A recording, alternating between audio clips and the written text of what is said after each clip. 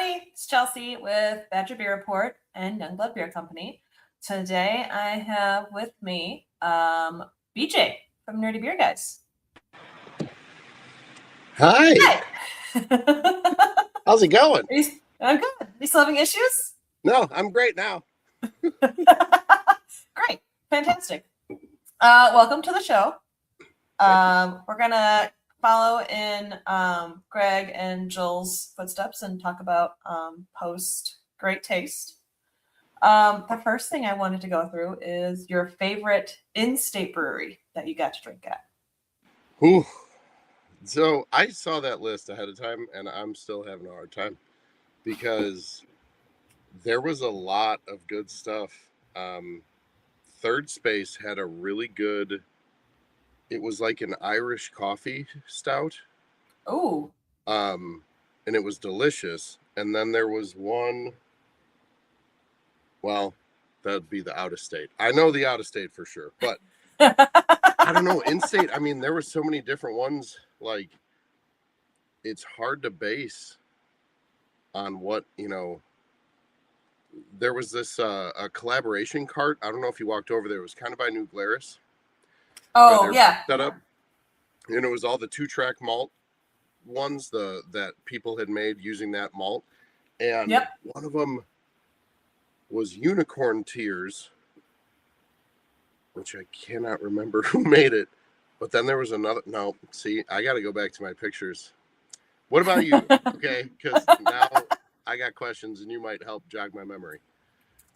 So my favorite was actually the Hive Meadery. They're out of East Troy. Yeah. Yeah. They had a little, cute little white trailer next to, where the cheese curds and the fried cheesecakes were. I think kind of like kitty corner for where Explorium was. Or not Explorium, Inventors. They had a mead that was called Deja Brew. So it was coffee, fudge, and caramel. And it was really coffee forward on the nose. And I was worried that it was going to be super strong. It was so light. It was so refreshing. I tried to get my husband to go back and get more, and it was loud, so he couldn't hear me. But it was so good. In a mead, that is crazy. Yeah, and I was reading up on the brewery or meadery. So they're in East Troy. They're on 10 acres of organic farmland. They have their own pollinators in the area. They help with biodynamic farming in the area as well. So I thought it was really cool. I really liked it. That's awesome. And then Josh wanted me to do a shout out. His favorite was Delta Labs. Actually, he really loves the Blueberry Blonde. Yep. There it is. Dude, they make great stuff. They do. He really liked when we got it on Friday because we were there for a pre-taste party. Yeah. Loved it, and when he saw they were there at the brew fest too, he was like, "I'm gonna go get more of that blondeberry blueberry." I'm like, all right, go for it, have fun. You're kicked out. Go have fun with that.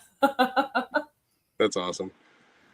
Yeah, there's a lot of breweries. It's tough. It is. Yeah. I'll be biased and just say topsy turvy, but I really like their bomb pop beer. I wonder why. Yeah. All right. Well, since you already have it in mind, what was your favorite out-of-state brewery? So it was a surprise. It was unexpected. I had no intention in being in line. It was one of those, they had a release at 3:00. The line hadn't really started yet. I was just standing there, and then people started swarming behind me. And I was like, what's happening? And they're like, well, 3:00. What did I do? So it was Hop Butcher for the World. Had this banana imperial stout that was like banana and marshmallows.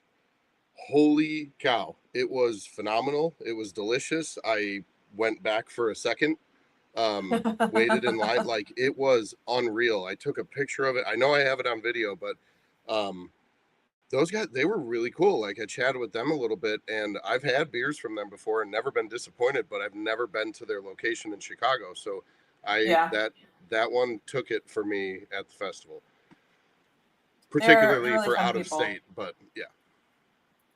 They're really fun people. We did a collaboration with them. I can remember what it was. Of course you did. Of course we did. It's Youngblood.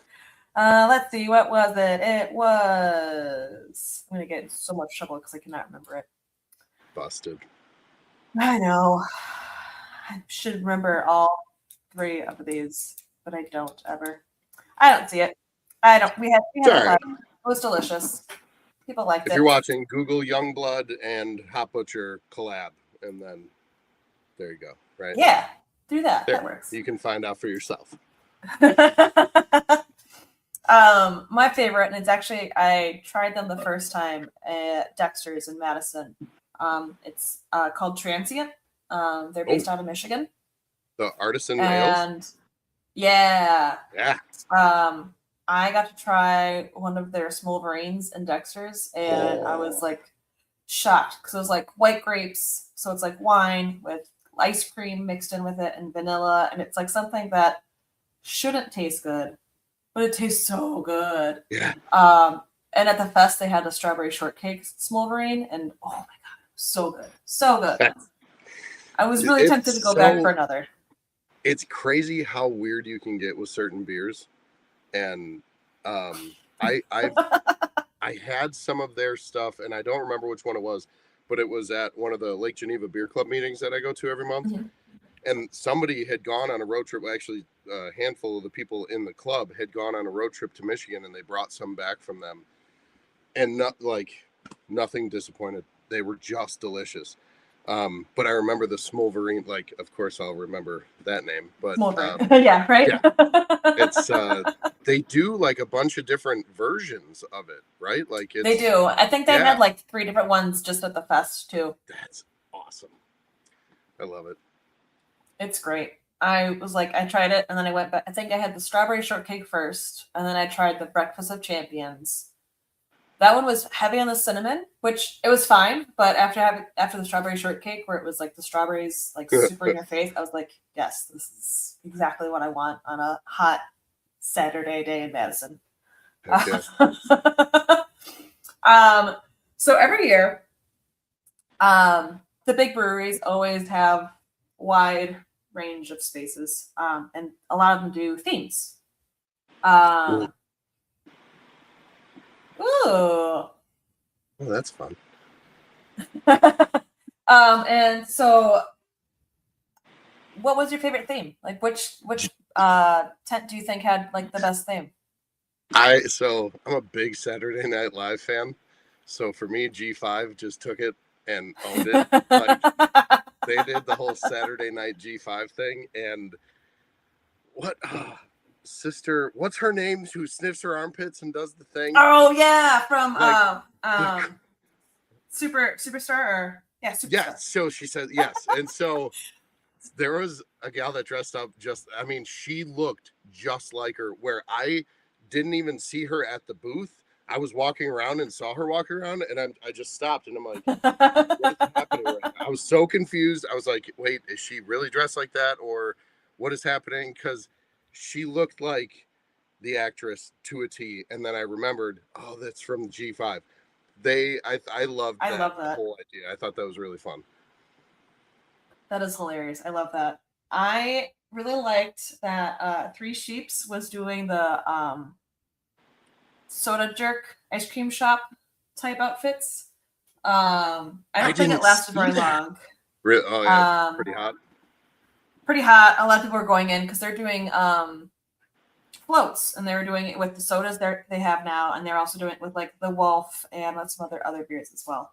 Okay. Oh yeah, I know. But a bunch of the guys had the little paper hats on and the red and white striped aprons, and it was cute. It was like, all right, that's really fun. That's awesome. I also liked Bells went full in on the tiki theme this year, so they had like a hula hoop contest. They had a slushy machine. I know last year they had face painting, and people were like all over the face painting. I was so jealous I didn't get to do it. That's a lot of work. It's a lot of work. The hula hoops, I saw that going on for a while, and I'm like, my back hurts just watching it. Yes, and Simon and Rob Adventure, they're always fun. They're a hoot. I love Simon and Rob. They're both sweethearts. Cool. Well, we're going to move on to the Nerdy Badger Beer Showdown. And, What's that? I heard this was like a competition between Badger Beer Report and you, I believe. Okay. Testing the beers that we helped. Thanks, Greg.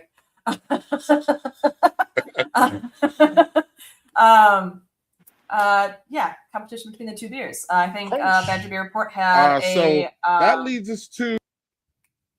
Here you go. Cool. Nerdy Beer Brawl, y'all. That the Nerdy Beer guys won. They got more votes than us, y'all, with their Burko Pop Bomb Pop, which was a fun beer. It was I actually think they nailed it, Joel, as far as like, getting the not being too sweet and not being too, sour. It was drinkable. It was great. I loved our beer, which is a Shoreline Picnic Table. For the record, y'all, y'all can you got to get the Topsy Turvy really soon. They brewed a small batch of that.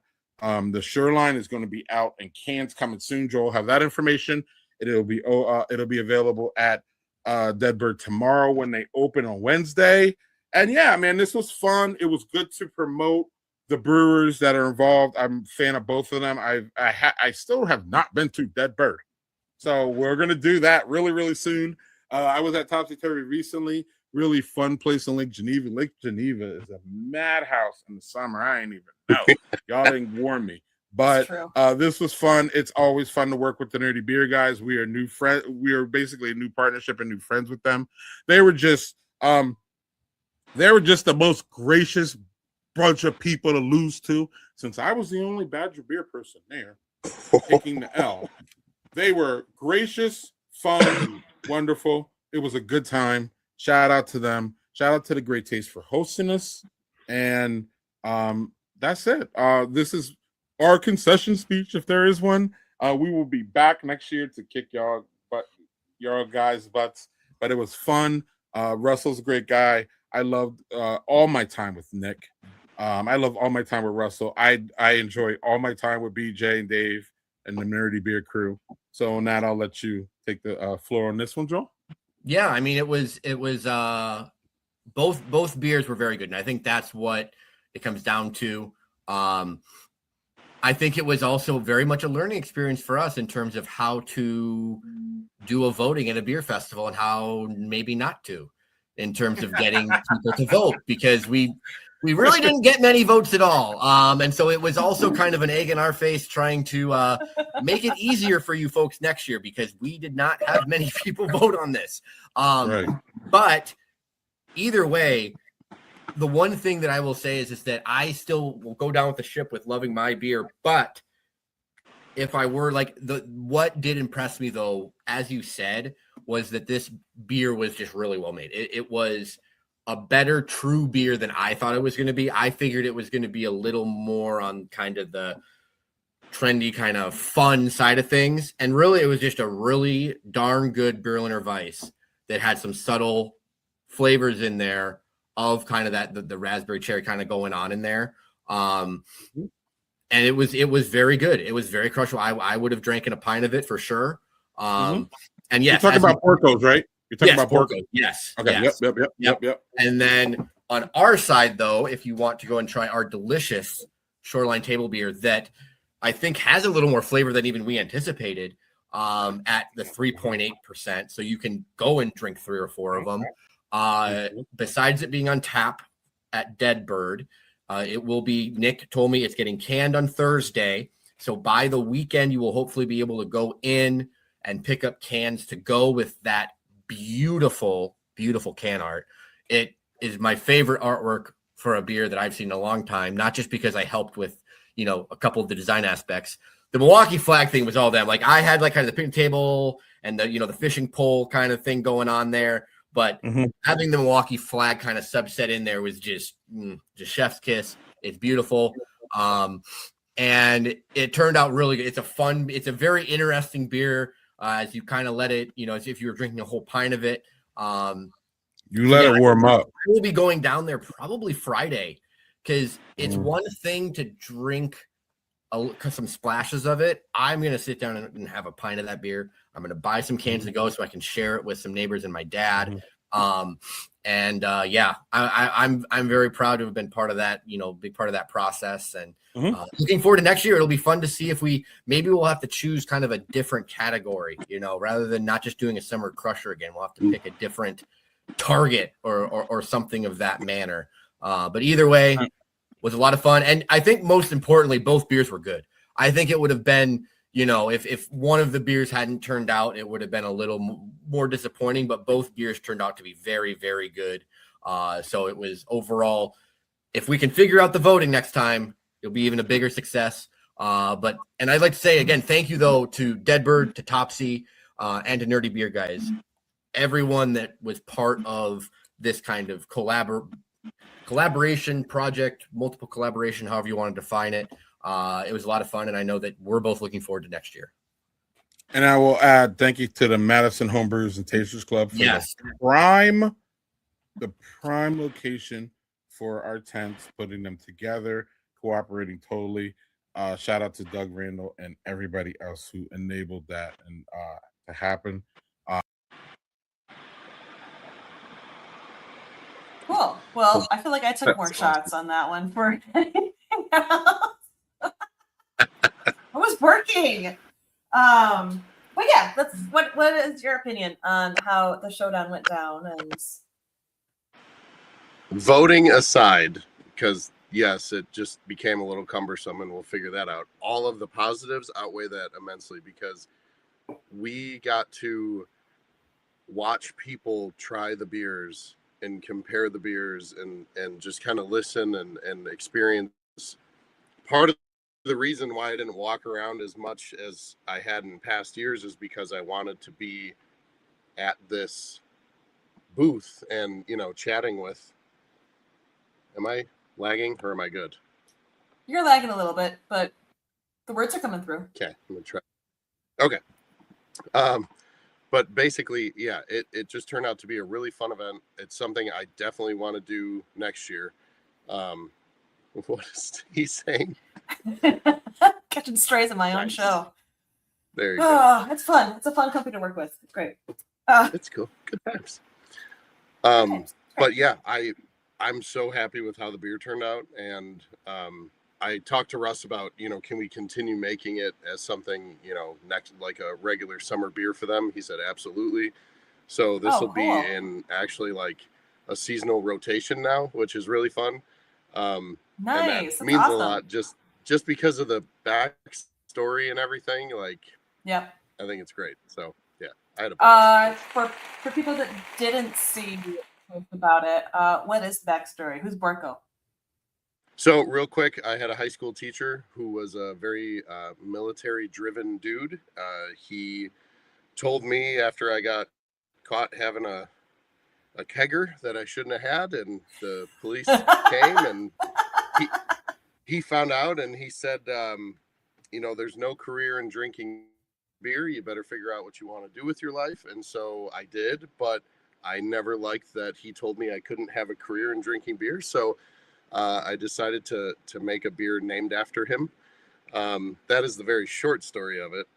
The name Borko's Bomb came from our friends in high school had a punk band, and they had a song called Borko's Bombs because some of the guys in the band would bomb the tests that he would give. And so I just thought it would be a fun way to have it come full circle. So yeah. And that works. Yeah, it works perfectly for a bomb pop style of Berliner Weiss, and I love it. That's awesome. Cool. Well, congratulations. Thank you. Thank you very much. I can't say much because I didn't get a chance to try it. I was dang it. As soon as GA General Admission came in, I was kind of stuck in the area. It was great. Which kind of brings us to our next conversation is behind the booth. It's been more of me talking, I guess. Yeah. But obviously, since I work for Youngblood Beer Company, this is our third or fourth time of being at Great Taste. And we had bought new jockey boxes for this year so that we could actually pour 4 lines instead of 2 lines. So we were super excited. We had 8 kegs for the entire day, so we put 4 on, and then as the day would go on, we'll just switch everything out. I think my husband and I got there about 9:45. Billy, Matt, Billy's one of the owners. He was there earlier than that. Kyle was there earlier than that.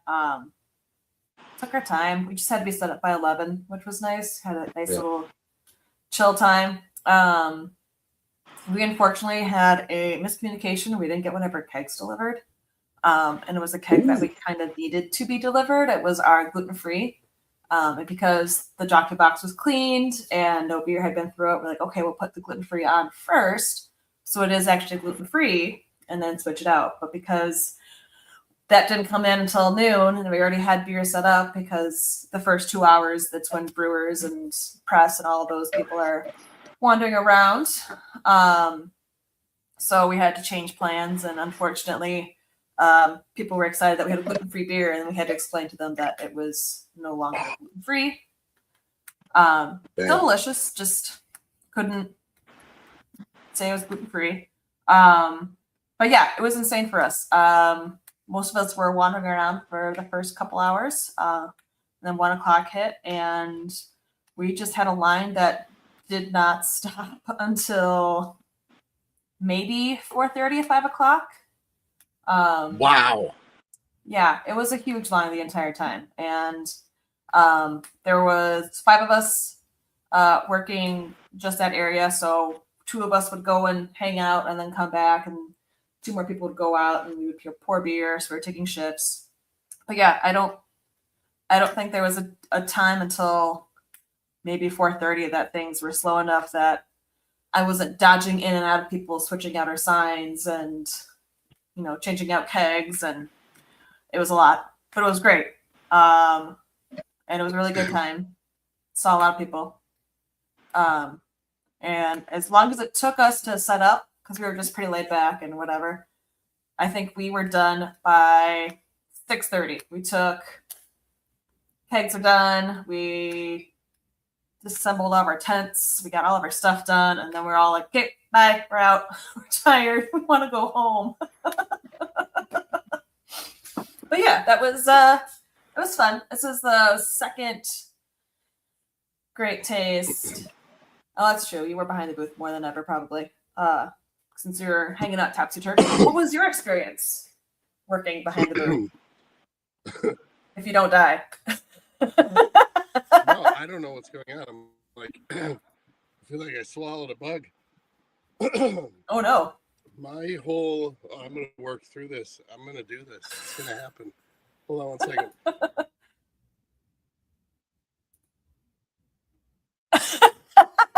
Okay. I think I'm okay. You think? That was weird. It was a very different experience. It's a lot of work that gets put into these. And it's like, this was the earliest I was ever able to be there participating with a brewery. There is so much setup that goes into it that, even I wasn't part of all of it, like watching the decorations and the crazy fun ideas. Like Topsy Turvy is in a church, like that's where the brewery is, in an old church.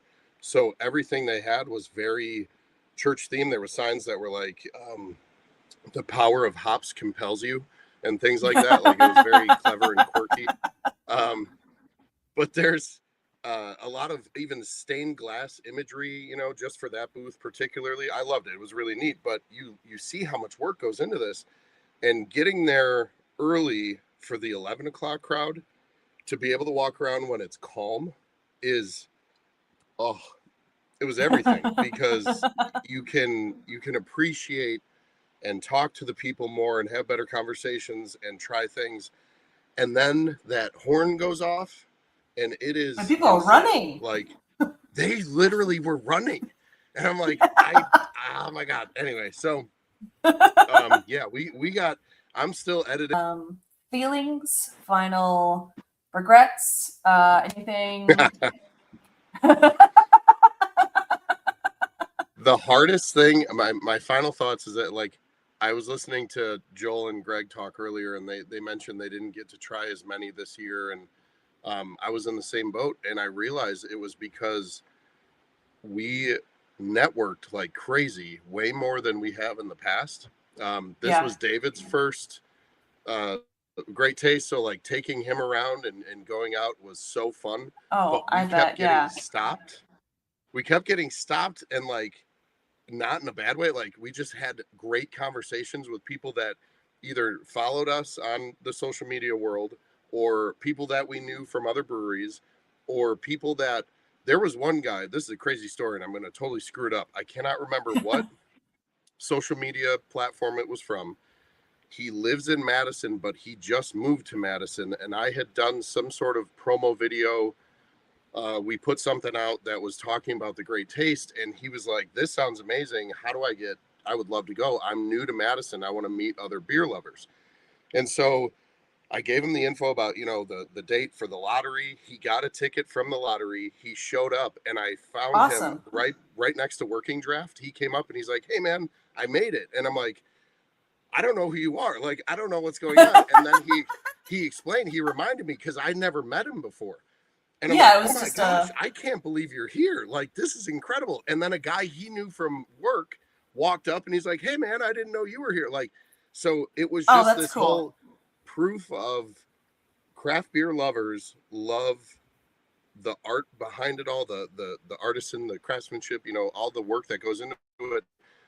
But there is such a community, and it's so bonding, and I just love it. Like, I don't know. That was one of the coolest moments, I think, of the whole festival, was experiencing that and seeing how happy that dude was. I got a picture with him somewhere too. And it was just, that was a cool feeling. That was a really neat moment. But this is the best beer festival in the country. It's so much fun. It's so much fun. It's so great. Yeah. It's one of those, like, when I did it last year, it was another brewery. But funny enough, we were placed next to Youngblood. And this year working with Youngblood, it was great. But yeah, I think the same thing. People are, they have this idea that working for breweries, that we all hate each other, and that could be further from the truth. We're all friends. We all like the night before, we're like, "Hey, where are you going to? We'll meet you there." There's an event in October up in the Dells that we all work together, and then that night we go out for drinks and go bowling, go to karaoke, just hang out until like 2 o'clock. Are you talking about Dells on Tap? I am, yeah. Yeah, I was there. It was awesome. It's so much fun. That was a good one. But yeah, it's good to, there's such good camaraderie in the craft beer world. And I think beer fests like this really show how much beer lovers not only love the beer, but they love the other beer lovers, which is great. Yeah. You can learn a lot from each other. Hello, I'm jumping in here real quick. Hello, y'all. How you doing? What's up, Greg? Good, how are you? Hey, are you in trouble? Nah, but BJ, of course not. BJ, talk about this, please. You wanted these pictures, and I wanted everybody, if some of us experienced this. Tell us about the glass. Tell us about everything, please. So Russ found this online. I think he said it originates from Spain, and it's some sort of tradition where you have this glass. It's called, we thought it was called the Poron. It's called the Perron. We don't, whatever. Anyway, so, but the whole thing is it looks like a glass bong, honestly, but you fill it up a little bit with whatever beverage. And the whole goal is to reach your arm as far back as you can while it pours, that little spout pours into your mouth, and you drink it. It is tricky. You got to start super close because it'll just start dribbling all over your face. But it's really fun to see how far you can reach out. And there, Greg, there's a video. Greg did a great job. That's my buddy Alex and Jamal there doing theirs. But yeah, it is a really fun time. So that was our Borko's Bomb Pop, Berliner Weiss, right in that people were trying and enjoying very much. Nice.